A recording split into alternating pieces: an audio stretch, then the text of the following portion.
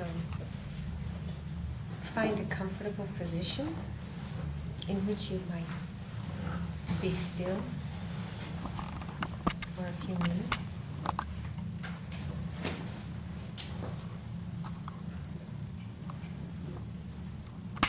Your back straight.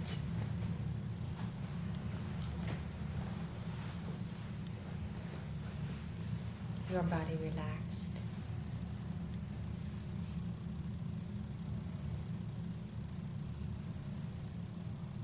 Giving yourself the gift of being present here. Letting go of yesterday and today. Letting go of fantasies about the future. And just being present. Allow your awareness to come to the crown of your head. And ever so gently and ever so slowly float down through your body. And as you breathe deeply and exhale, letting go of all the tension that you find behind your eyes,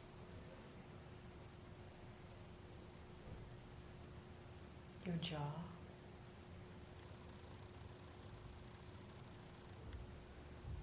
the back of your neck,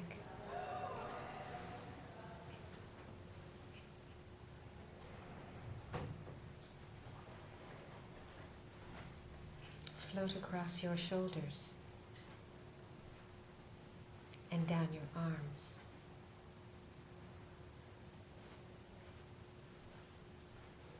All the way to the tips of your fingers.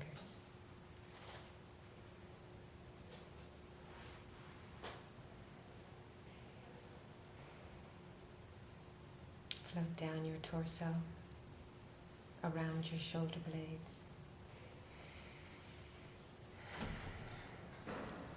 Coming to the small of your back,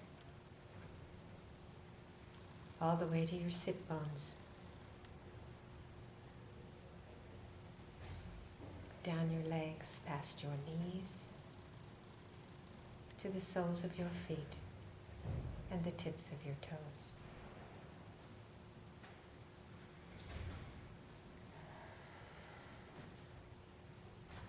Let your belly be soft to receive the full breath.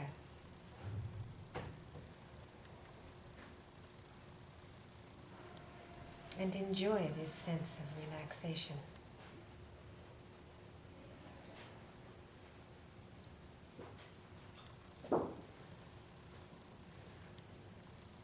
Be aware of the cushion, the seat. Feel those places where your body touches. Stable, grounded, safe.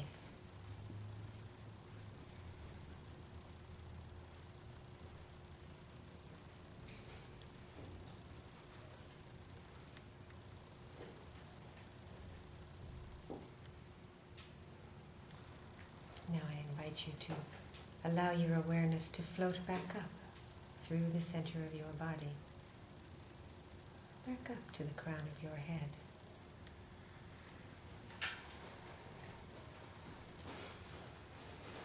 Notice how your mind brightens.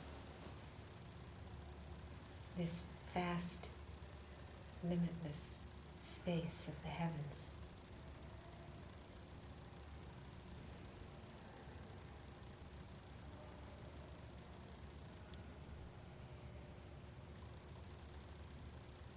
And experience a sense of contentment,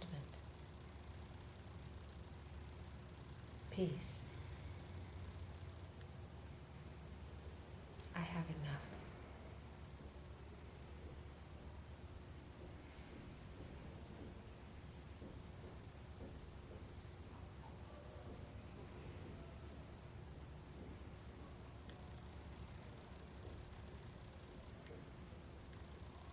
Allow the earth energy and the heaven energy to now come together at your heart.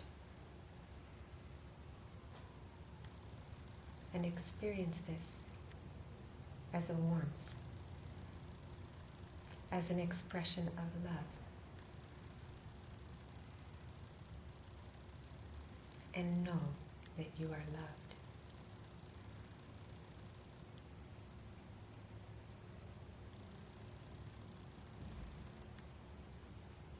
And let this love, in the aspect of the golden light, simply fill you up.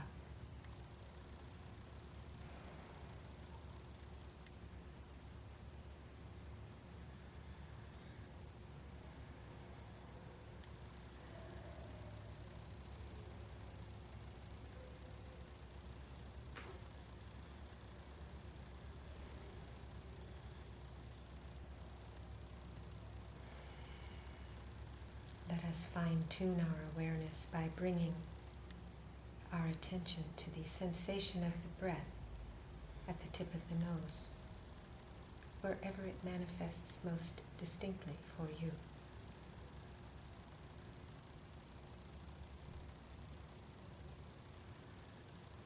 Feel the air as it flows out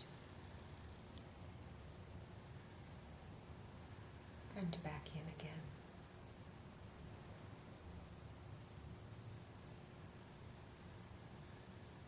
Like waves upon the shore, the body breathes.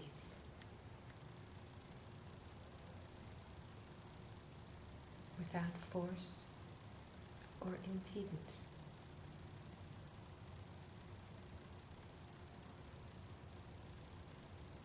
Simply watch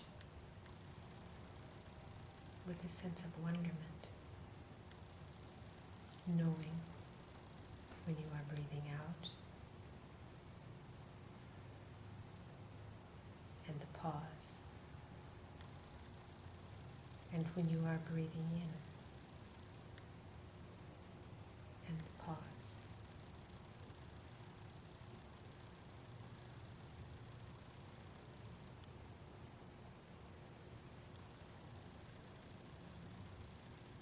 Don't feed or strangle whatever appears. Let it arise and pass away as it will. And remain right there on the sensation of the breath for a little while.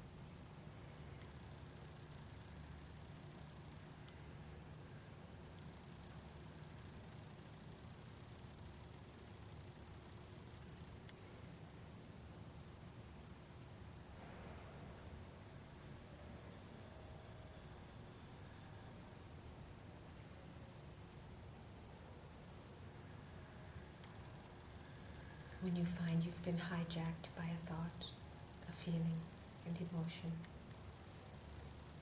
with kindness, just come back. Like training a puppy.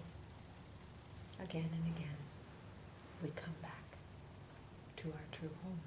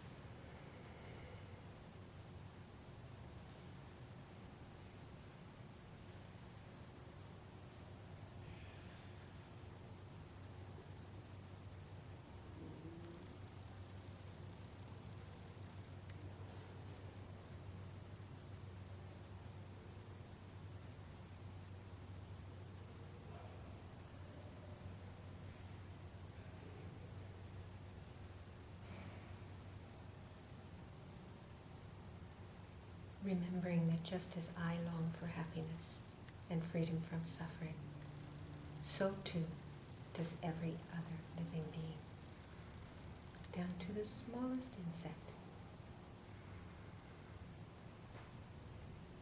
So let us consider that our intention for practice and study on our spiritual path is to reach a state of perfect enlightenment, that we might liberate every living being, place them in the bliss of perfect happiness. We'll let that be our motivation for this evening, and we'll offer a mandala and take refuge. And remember, when we recite the refuge prayer 3 times, remember the 3 levels of refuge.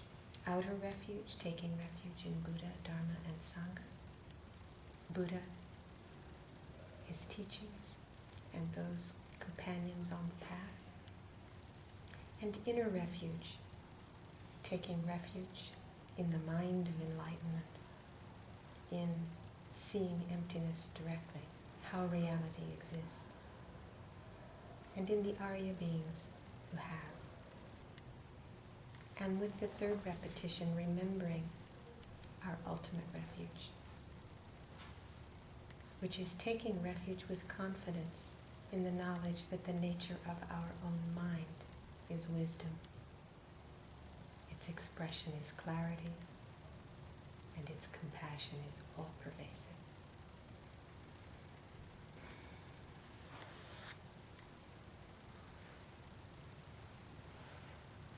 Sashi Buki Jushing Lito Tram Vira Blingshi Vinde Genpadi Sange Shingdu Mikte Uwadi Jokun Namda Shingla Shupashu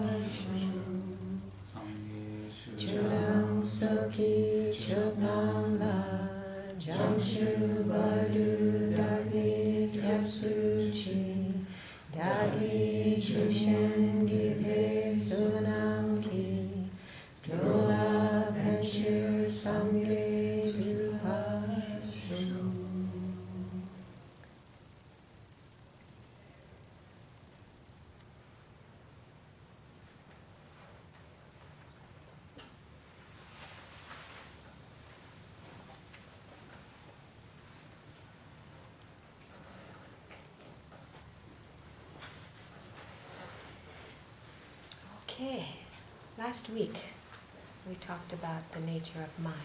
Yes? Yes. Who remembers the definition of mind? What is mind? clear mind. Retention. Clear and knowing. Clear and knowing. Nearly clear and knowing. They usually add merely clear and knowing, because merely means that's all. There's nothing more than that. Clear, it has no shape, no color, no size, and knowing, the ability to be aware, right?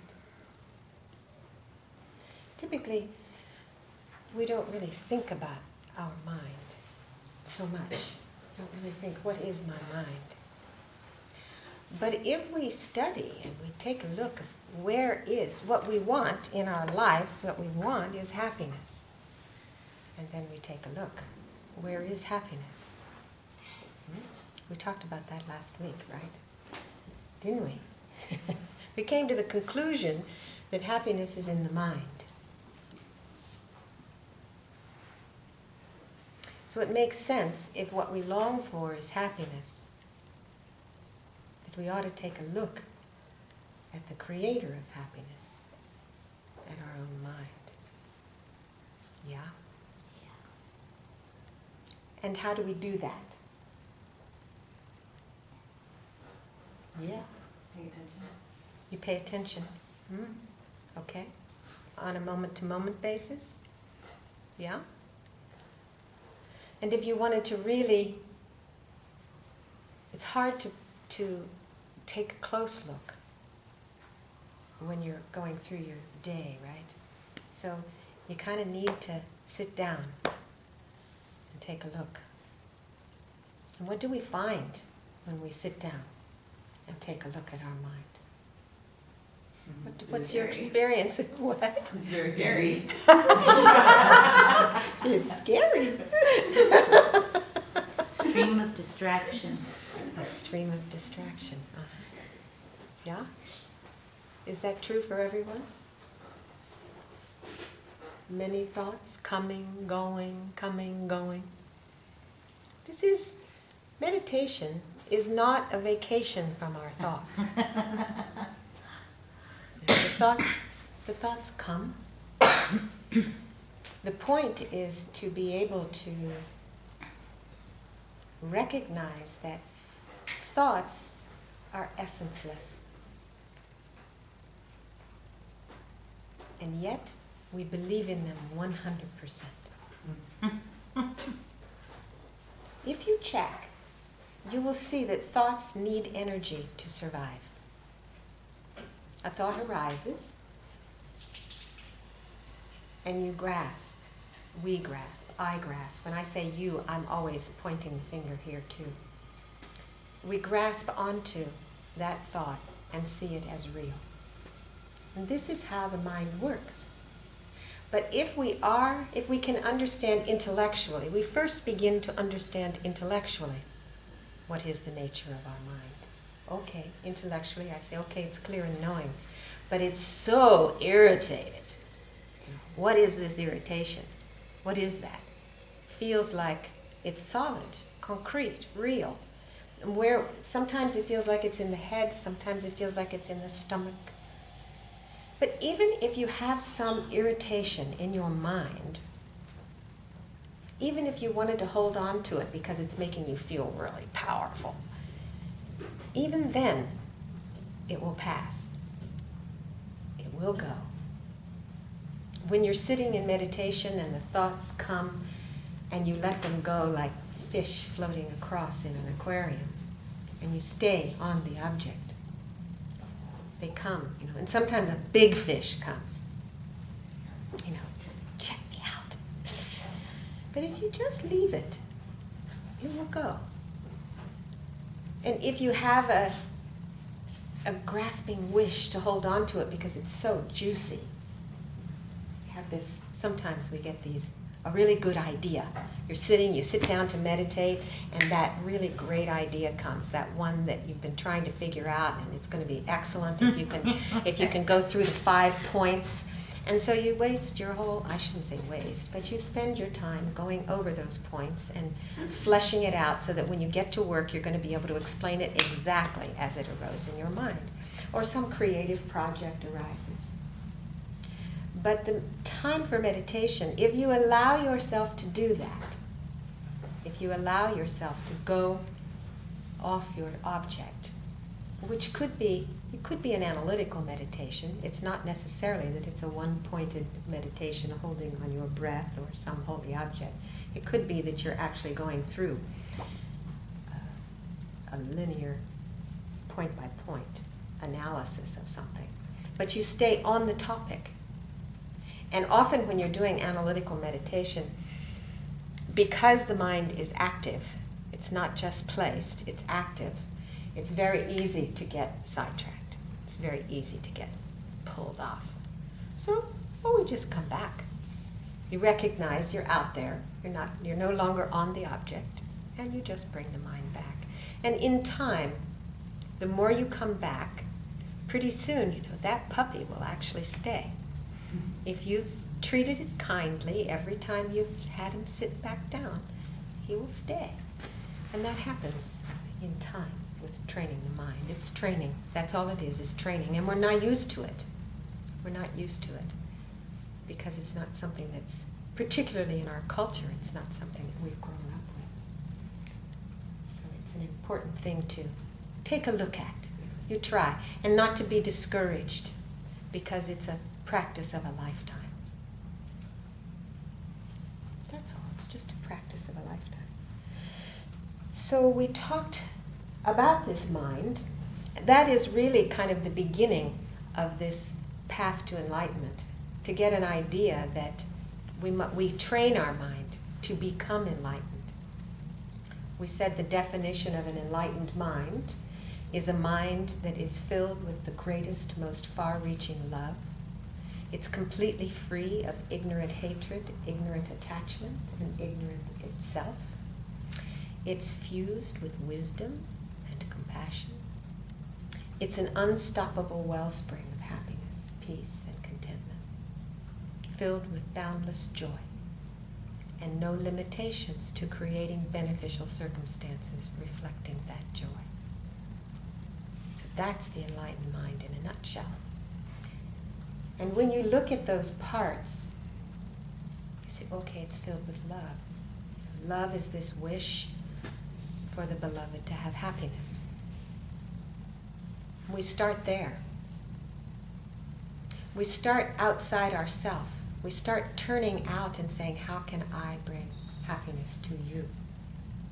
And through the power of thinking of others, by the by, our own happiness is a byproduct. So Buddhas come, first there's love, you wish others to have happiness. You start to grow that love. You start thinking about that. How can I help you? Start turning your attention to helping others in very small ways. Just seeing, somebody's trying to reach something. You help them. And then you recognize that that's what you've done, and you rejoice in that. Our behavior becomes mindful, trying to be of benefit as much as possible. And what we find as we do that, more and more and more, our own happiness comes. More and more and more. Through the power of attending to other people's happiness.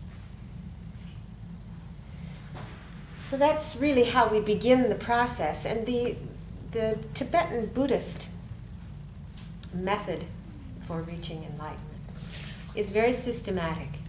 It has the stages of the path, the Lam Rim. And we begin, in the beginning, recognizing the importance of finding a teacher. Everything that we've ever learned came from someone else. Someone taught us. Someone who knew something about whatever it was. They knew more than we did. So we find in Tibetan Buddhism, there's a lot of emphasis on checking. Checking. From whom do you receive your teachings? And what is the authenticity of that lineage of teachings? Does it go all the way back to Shakyamuni Buddha?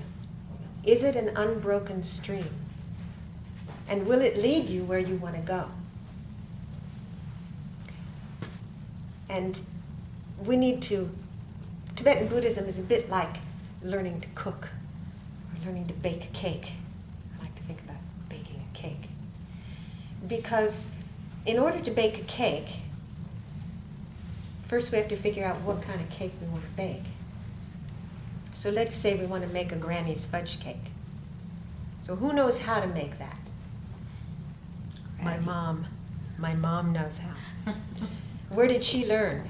Granny. Exactly. And she learned from her mother, and back and back and back. So, and why do I think that my mother can teach me how to make a cake? She knows how. She's done it a million times. Yeah, one, that's true. She had a good teacher. She had a good teacher. But how do you know her cake is good? You've tasted it. Exactly, you've tasted her cake. So you have an idea that she can teach you to make a cake. And you can't just figure it out on your own. You know it's got chocolate in it, but what made it kind of light and fluffy? And how much do you put in? And how many eggs? And what if you put too much flour in? So your mother will teach you exactly the steps. And this is the importance of finding a teacher. And a teacher that you can have confidence in this teacher. That's the important thing, that you have confidence. Because once you take a teacher as your Lama, then perhaps you're going to be given instructions that you can't quite figure out. Seem a little odd. But because you've tasted that cake, you know that even putting this kind of vinegar in that cake, yeah, Granny's fudge cake has a tablespoon of vinegar in it. So, okay, you trust because you know that it's a good cake. So it's very, very important to check your teacher and to check for a long time. Not just go and say, okay, I take you as my teacher. Okay, good, you're my teacher. Because you're handsome. I like looking at you. So, to check, what are the qualifications? How do you check a teacher? What would you do? Go to their class, Go to their class and then listen to listen to what they say, yeah? Try what's suggested, yeah? Look at their students. Aha, that's good too, very good. Who are their students? Who are their students? Observe their behavior. Their behavior. Mhm. They walk the talk. Yeah, that's good. The texts, the Lam Rim text, which was written by Master Atisha initially in the 11th century in Tibet. And I don't think that I actually can't tell you exactly. This was called the Lamp of the Path, and it was expanded in the 14th century by Je Rinpoche, Lama Tsongkhapa. And I'm not sure whether these 10 qualities of the Guru were actually listed in Master Atisha's Lamp of the Path. I'm not sure. But in Lama Tsongkhapa's text, he says there are 10 qualities that one should look for in a teacher. One is that they are controlled by morality. They're pacified by concentration. They're completely pacified by wisdom. They have a greater knowledge than you. They have perseverance. They have a vast scriptural knowledge. They have a realization of suchness, or the nature of reality. They have they're skilled in teaching. They have great love and compassion. And they have abandoned discouragement. This is how many times, if you've been to teachers and you've had the teachers teach you the same thing over and over and over again, you know, they're so patient. They never get discouraged. They'll tell us again and again and again. And hopefully, you know, sometime we'll get it. So we look for a teacher that has these qualities, and what the teachings say is that it's very difficult to find a teacher with all 10 of those qualities. So to at least have 3. There are 3 qualities that your teacher should have. One is that they know more than you do. Another is that they think more of others than themselves, and they think more about future lives than this life. So they have those qualities then. And when you find a teacher, you check. You check, and you check again. I think Lama Atisha checked his teacher for 12 years before he actually said, you know, yes, please, may I be your student. And I think many times in this country, we're unfamiliar really with taking a teacher, of really serving a teacher. Because in the Tibetan tradition, when you ask someone to be your teacher, you're taking on a commitment to follow what they ask you to do. Believing with confidence. You have confidence because you've checked, you've tasted their cake. You see. So you follow what they ask you to do. You serve them. You can serve them with service, you know. You offer them tea. It's very nice.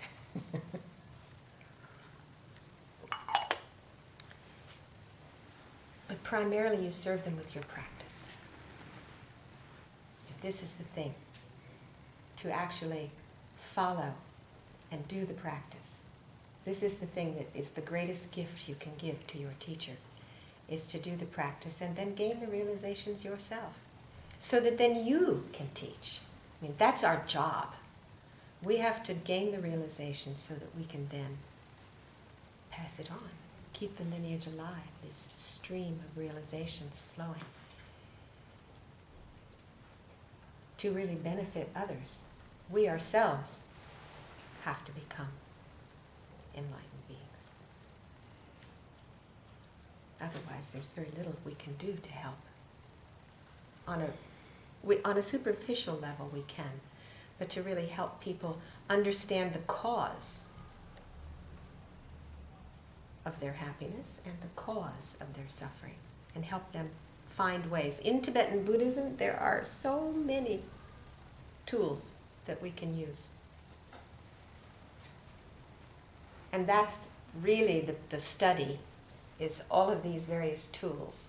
And it's not just a matter of having knowledge. It's not just having knowledge, but it's taking those tools and actually using them and seeing how they change your mind over a period of years. You can look back, if you've been practicing for a number of years, you can look back and you can see, wow, I used to get really irritated when that happened. And now it doesn't even faze me. The thought of becoming irritated doesn't arise. I think I mentioned last week the idea of the football game, you know, where you're playing the players that are the 6 perfections. You're playing generosity and patience and morality and joyful effort, concentration and wisdom. And did I miss one? No.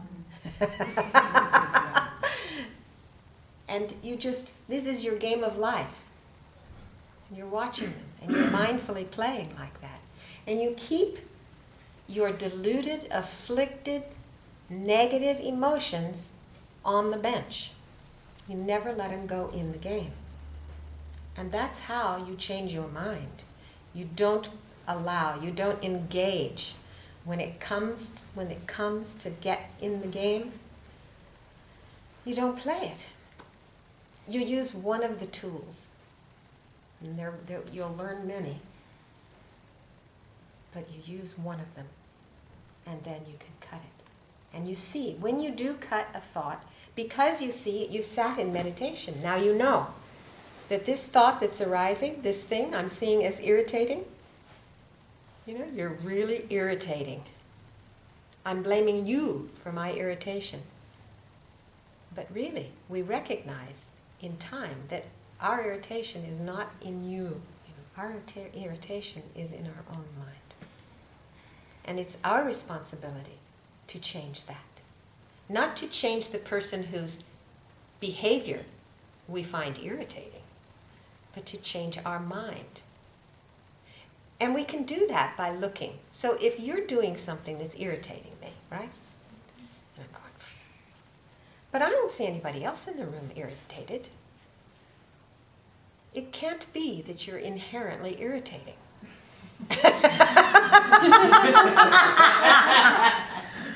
So it's coming from my mind, right? Now you know I'm not finding you irritating even in the slightest bit. But we have to look at that, and we have to figure it out. And it's really kind of logical, right? It's all very logical. And you check it, and you check it again, and you test it, and you see. if it's working. If it's not working, then you try to figure out why that's not working. Analyze it. Analyze it.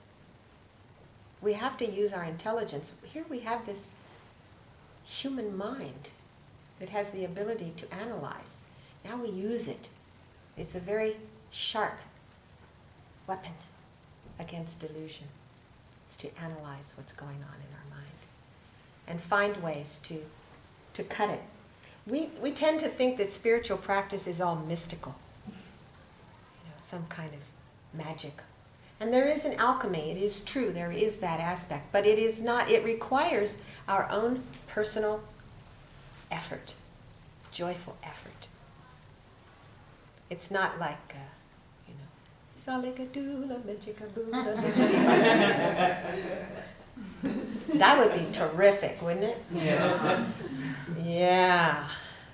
And often, I'll go to a teaching with some really holy Lama, sit at the feet of His Holiness the Dalai Lama and think, okay, come on down. Put your hand on the TV set. Yes, yes, yes. And it would be great if that's true. But Lord Buddha said, I have shown you the entire path to enlightenment. Whether you reach enlightenment or not is totally up to you.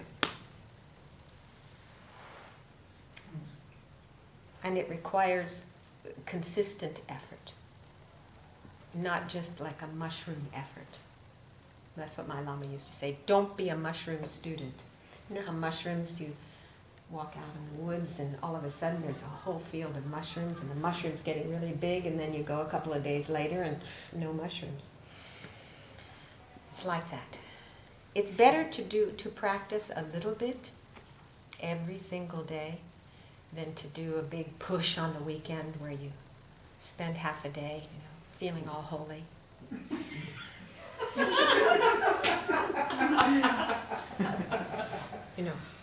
It's why?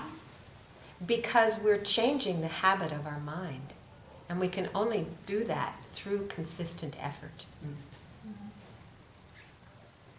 Because we've been believing in the true existence of illusory thought since time without discoverable beginning. It's going to take us a little while to get over that. But it works through this training, through always training. And when we're mindful, there are countless ways you can train your mind to begin to think of others, to begin to think about reaching enlightenment for the welfare of others. You get out of your car and you close the door and you say, I'm closing the door on samsara. You walk up the stairs and you say, all right, I'm taking all you beings with me. We're getting out of here. We're going to enlightenment. You stand in the shower and you experience purification, all the negativity washing right down the drain, So there are so many. You can come up with hundreds of them yourself, just thinking, turning on the light switch, enlightening all beings. It's a matter of training your mind again and again, so that that's what's arising in your mind. That's what you want. That's where your mind goes naturally, is to just think like that. You don't have to train it to do that, because that's where it's going. You've established that neural pathway, and now it goes in there. If you've ever walked on a dirt road in a rainstorm and the water's going down the middle of the road and you want it to go in the ditch, all you have to do is take a stick and make a small little groove, and the water starts to go. And then pretty soon, it's going right off into the ditch. And it is like that with our practice. You just begin in small ways, consistently, again and again and again. And you begin to see how your mind is shifting. Oh, I used to always go for the biggest piece. Now I always offer the biggest piece. So you look at what's happening over time as you practice. You go back 3, 4, 5 years. You just check. Is my mind different? And is it improved? Maybe it's we do have to check, we do want it to be improved, right? Yeah, we do want it to be improved. I remember once His Holiness the Dalai Lama said, oh, I think I can check. I've checked, and I can see that I think maybe over my lifetime there's been some small improvement.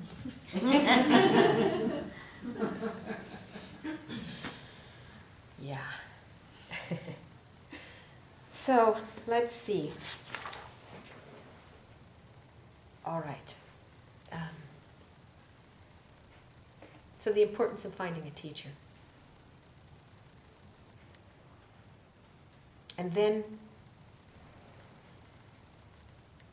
after one finds a teacher, the path is to go through, to train your mind, to really believe that you would like to be enlightened. To really believe that samsara, this cycling of birth, aging, sickness, and death, is suffering. You know, that actually we are suffering. We live in a country with so much wealth, and I don't think anybody here is suffering from a lack of food or a roof over their head. Sometimes we have to recognize that there is suffering. And that's one of the things that Lord Buddha, that was the first thing that he taught. He taught four things when he first taught. He said, okay, there is suffering. There's a cause of suffering. There's a cessation of suffering. And there's a path to that suffering.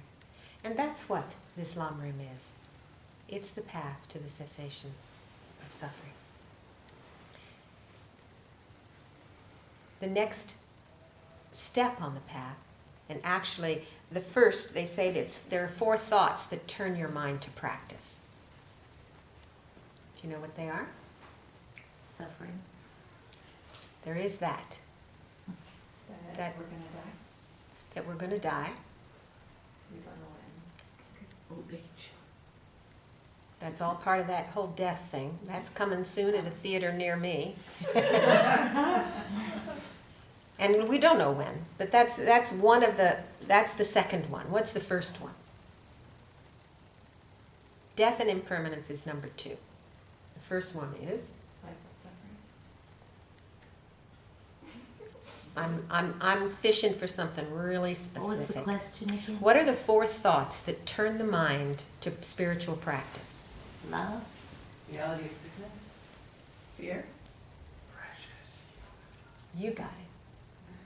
The fact that what we have here, sitting on these chairs and cushion, is a precious human life. And that's the very first thing that we have to start thinking about. What do we have here? Because the second thing is that we're going to lose it.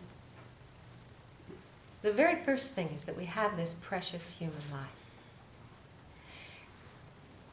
And even if you don't think in terms of past and future lives, you can still see the difference between a human life and an animal life. We can see that. We have a relationship where we can see human and animal. We're told that there are 6 realms of existence. There is the God realm, the demigod realm, the human realm, the animal realm, the hungry ghost realm, or the Preta realm, and the hell realms. So we have the potential, according to Buddha Dharma, we have the potential to be born in any of those realms, and we have been, since we have a stream of consciousness that has no discoverable beginning, and we did a meditation last week on continuity of consciousness, where we meditated here. We went back to last year and the year before, all the way back and back and back until we got to our birth. And then we went back beyond that to our last life and the life before. And then we came up and we went through and we meditated on the end of this life and the next life and the next life. It's a powerful meditation to do, to sit and go back and think how it is. This is a stream of consciousness. This is an awareness that has no discoverable beginning and no ending. It will manifest in some way at the end of this life. It's going to manifest. Question is how? So we think how fortunate we are that we have right now this precious human life. Why is it precious? What makes this human life precious? There are a lot of human lives. How many billion? 6, 7 human lives. How many have precious human lives? What are the qualities of a precious human life? Interested in the Dharma. Mm-hmm. What was that? You have an interest in the Dharma.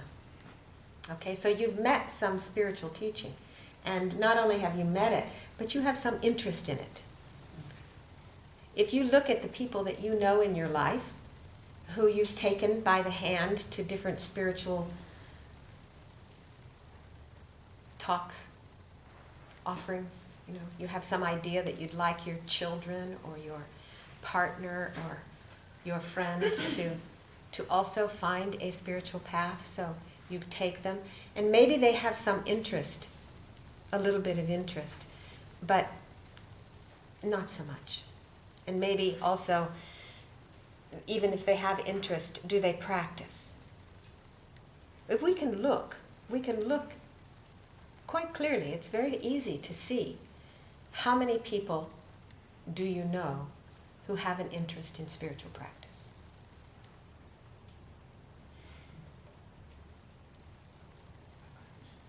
We can see.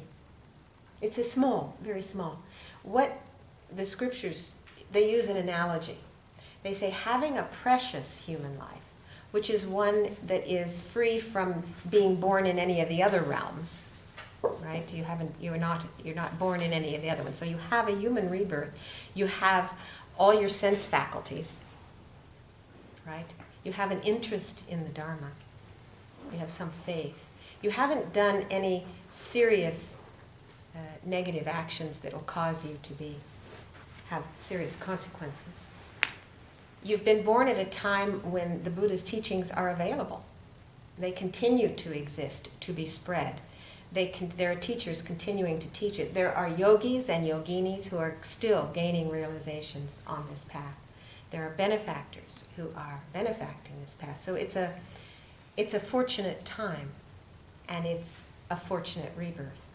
And what they tell us is, how rare is it to have this precious human life?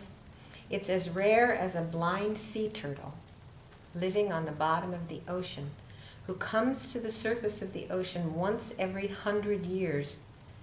What are the chances of him poking his head through a golden ring that's randomly floating on the surface of the ocean? That's how rare they say. The odds. What are the odds of him getting the golden ring? So it's to contemplate, right? It's to contemplate, to think about what we have. Because it seems sort of far out.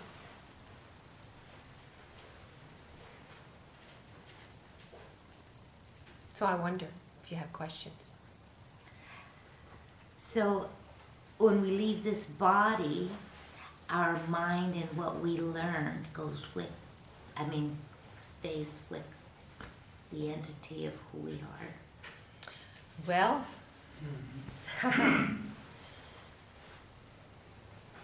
our consciousness remains. What we learned? No. But the propensity, okay?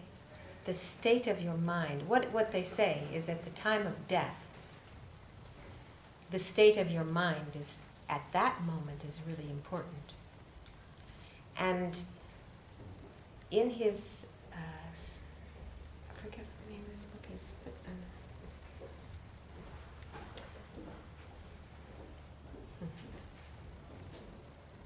well, a book I read a couple of years ago. I'm not coming up with the name of it. The description was that when people who cultivate a loving heart, a loving mind, cultivate compassion, cultivate wisdom. That there is what happens at the time of death, all conceptuality ceases. There are stages of death that happen.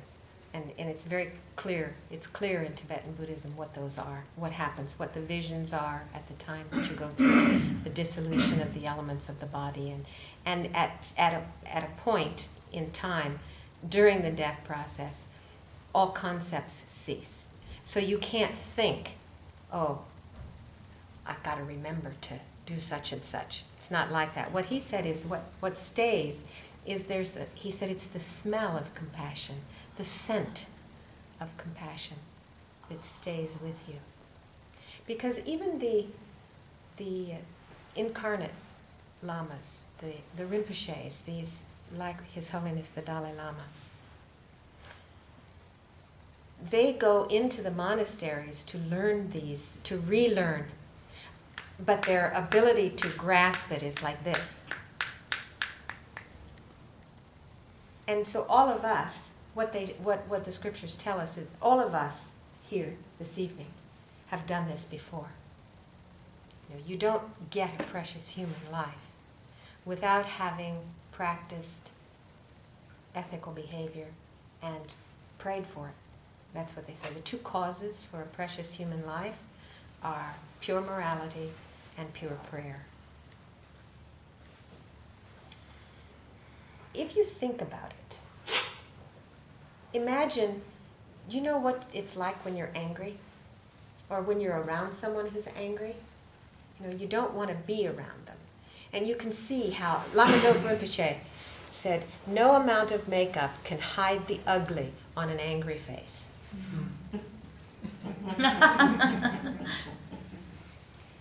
If you have an angry mind at the time of death, that angry mind is going to go to a place where it manifests anger, where there's anger in an angry environment. It makes sense when you analyze it, when you meditate on it, when you think about it. You can see how it is that you look at children. Look at children in the same family. 3 children in the same family, all treated similarly, with kindness, and see how different they are. Some of them are. Little children might come and they're so careful with the little bugs, so careful. And another one, he comes in and he goes, they just have that, they just run up and stomp on that. Or look at child prodigies, right? So we can see that we didn't come into this life with a clean slate. It all came from mommy and daddy. It's all their fault.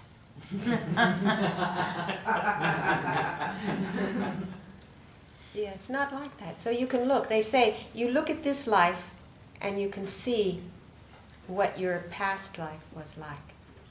Look at how the circumstances of this life. And if you look at your mind of this life, you can see what your next life will be like.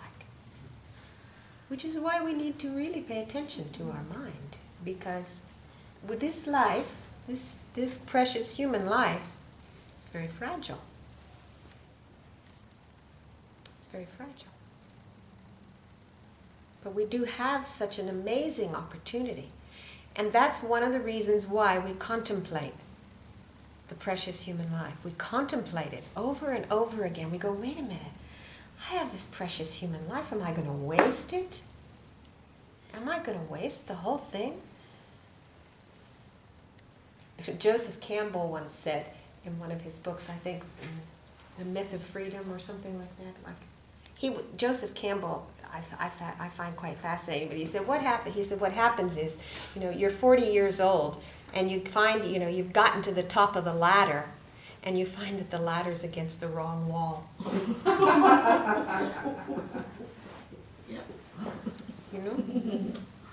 We check. What is it that we are doing with our life, and does it support the fact that this life is going to end, to know that this life is going to end. How can I practice? How can I use this precious life to the best of its advantage, to really take advantage of it? What can I do? Do I work a 60-hour week so that I'm exhausted and I don't have time to practice? We make choices. We spend a lot of time doing things that, by choice, wastes our life. And we don't want to come to the end of our life and say, wow, I really blew it. I had something very precious, and I blew it. We want to come to the end of our life and say, okay, I did the very best I could with what I had. And then we can feel satisfied, and we can be content, and we can die in peace. So we take this, knowing that this is a stream of consciousness that is going to continue, but we did the very best. We practiced loving kindness. So we do like that, then okay. And we don't have to worry. We don't have to worry. So maybe we take a break. Thank you.